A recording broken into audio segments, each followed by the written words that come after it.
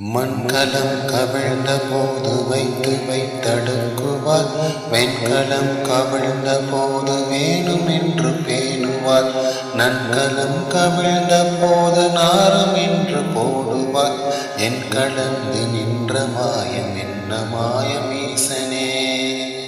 ஓம் நம சிவாய ஓம் ஓம் நம சிவாய ஓம் நம சிவாய ஓம் ஓம் நம சிவாய ஓம் நம சிவாய ஓம் ஓம் நம சிவாய ஓம் நம சிவாய ஓம் ஓம் நம சிவாயவே.